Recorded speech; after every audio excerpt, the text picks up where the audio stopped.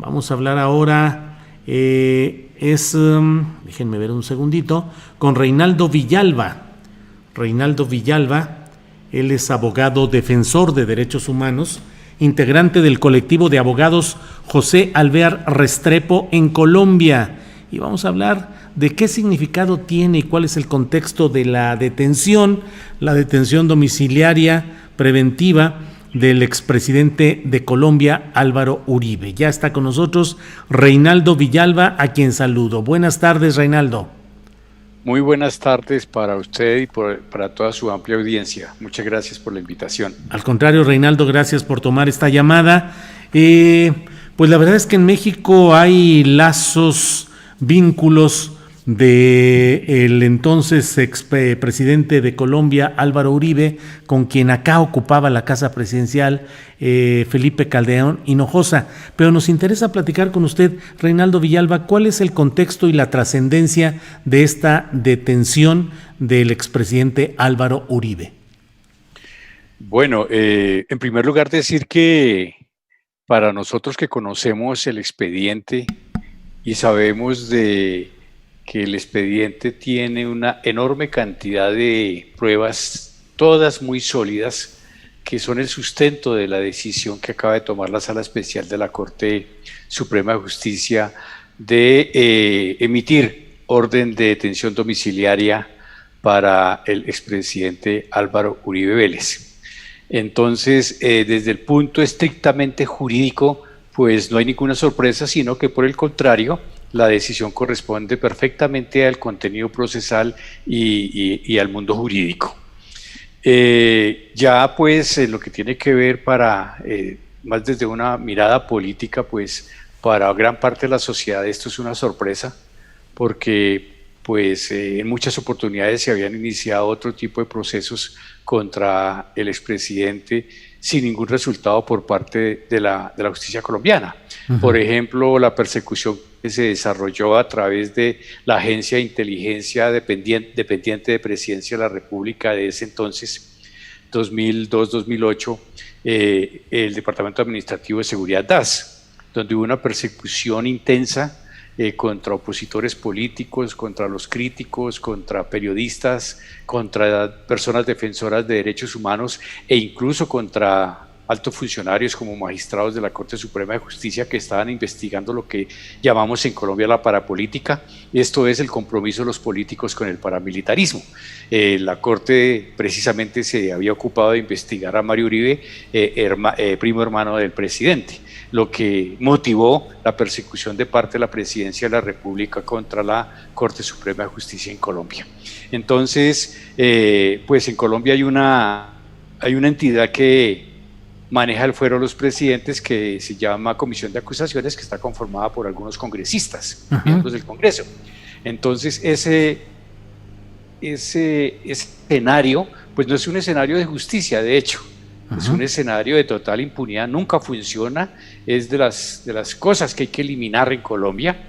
Y bueno, también otras investigaciones en poder de operadores judiciales de la rama judicial, pero que tampoco habían avanzado. Y en esta oportunidad, pues, que avance una investigación al punto que sea la misma Corte Suprema de Justicia que resuelva que hay que tener en detención preventiva al presidente para que no siga obstaculizando una investigación, pues es un hecho que ha causado mucha sorpresa para buena parte de la sociedad colombiana.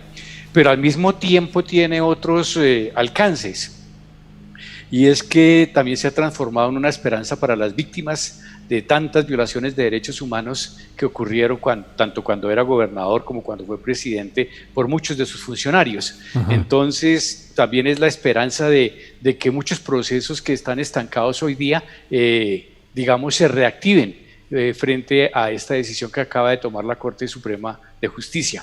La otra situación a resaltar es que valoro altamente que la Corte Suprema de Justicia no se haya dejado amilanar, no se haya dejado presionar del gobierno nacional, ya que días antes de esta decisión y horas antes de esta decisión, el presidente Duque y varios de sus ministros hicieron manifestaciones públicas favoreciendo al expresidente Álvaro Uribe Vélez, precisamente en el momento en que se aprestaba la Corte Suprema de Justicia a tomar una decisión tan trascendental como esta. Entonces, pues es claramente una intromisión del Poder Ejecutivo en la rama judicial, y muy a pesar de todas estas presiones y muchas otras, la Corte Suprema de Justicia actuó conforme a derecho. Sí. Reinaldo Villalba, es muy interesante lo que está sucediendo en Colombia con esta detención de un expresidente, porque muchos mexicanos lo vemos a la distancia para contrastar nuestro propio proceso mexicano, en el cual no se ha llegado nunca a la detención de un presidente de la República. Lo más que se llegó fue a crear una investigación y determinar una breve reclusión domiciliaria del expresidente Luis Echeverría Álvarez, acusado de actos de represión criminal contra estudiantes y jóvenes en diversos momentos de la historia mexicana. Pero, Reinaldo Villalba, Colombia está en una división de opiniones, en una fragmentación, en una polarización. Hay quienes idolatran a Álvaro Uribe por haber sido el político que fue capaz de imponer mano dura, represión, sin contemplaciones, para enfrentar el crimen organizado. Y por otra parte, hay colombianos que repelen y repudian esas políticas y a este político Uribe. ¿Cómo transita esto allá? Y se lo pregunto con los ojos mexicanos puestos en ese proceso. Muchas gracias. Bueno, pues primero decir que el presidente, cuando fue presidente, el señor Uribe manejó una política que denominó de seguridad democrática, pero fue una política que de seguridad democrática no tuvo nada, sino que desató una represión altísima. Ya estaba yo mencionando el tema de el uso de su organismo de inteligencia para perseguir a sus opositores. De hecho, yo y mi organización, el colectivo Salvear Restrepo, fue una de las organizaciones más perseguidas por Álvaro Uribe Vélez, y se produjeron políticas, por ejemplo, de detenciones masivas de 50, 40, 100, 200, 600, 120, 1000 personas detenidas de una vez, y en los 2 primeros años más de 6.000 personas detenidas. También durante su gobierno fue que se llevó a cabo el tema de los falsos positivos. Si bien las ejecuciones extrajudiciales se venían dando en toda la historia del país, desgraciadamente, en su gobierno hubo un pico altísimo y se presentaron registradas, y es un subregistro, más de 6.000 ejecuciones extrajudiciales, que eran asesinatos de personas presentados como muertos en combate entre la fuerza pública y organizaciones guerrilleras. Entonces, digamos que esa fue las políticas que se desarrollaron, pues sin contar otro tipo de afectaciones de otros derechos en el orden económico, social, cultural y demás. Pero es verdad que ha tenido un amplio apoyo de buena parte de la población.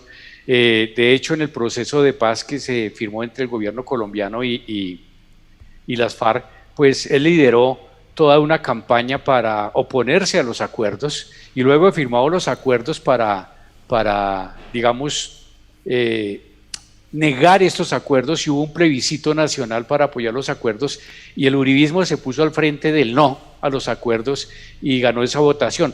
Pero también hay que decir que esa votación estuvo manipulada con propaganda mentirosa, falsa, es decir, se manipuló a la opinión pública para lograr que votaran por el no. Y ese no hizo que los acuerdos se limitaran un poco más en relación a derechos y a posibilidades de avance democrático. Sin embargo, bueno, y el presidente actual Duque pues fue puesto por su fuerza, fundamentalmente, también con engaños, también con mentiras, y hoy se sabe que incluso hubo dineros, digamos, narcodineros en la campaña del señor Duque, ¿no? Es una investigación que está en la Fiscalía sin avance alguno, pero que ha sido de amplia preocupación nacional. Pero el uribismo del 2002-2005 no es el de hoy día. Indudablemente ha venido perdiendo fuerza, y no con eso digo que no sea todavía una representación numéricamente hablando importante, pero ya digamos, buena parte de la población ha venido entendiendo que el uribismo debe ser una fase de la historia del país que debe ser superada si es que el país quiere enrumbarse hacia avances y conquistas democráticas. Digamos que de esa manera contestaría su pregunta. Y pues en efecto, las próximas elecciones son en 2022, las presidenciales, y pues lo que uno espera es que por fin algún sector o algún candidato alternativo tome las riendas del país, ¿no? Obviamente el uribismo hará todos los esfuerzos para conservarse en el poder y sería nefasto porque este gobierno presente del presidente Duque ha sido extraordinariamente nefasto para el grueso de la población colombiana. Bien, pues Reinaldo Villalba, muchas gracias por esta entrevista. Reinaldo Villalba es abogado defensor de derechos humanos e integrante del colectivo de abogados José Alvear Restrepo en Colombia. Gracias, Reinaldo Villalba. Pues muchísimas gracias por la invitación, un abrazo grande a ustedes y a todo el pueblo mexicano. Muchas gracias. Gracias, Reinaldo.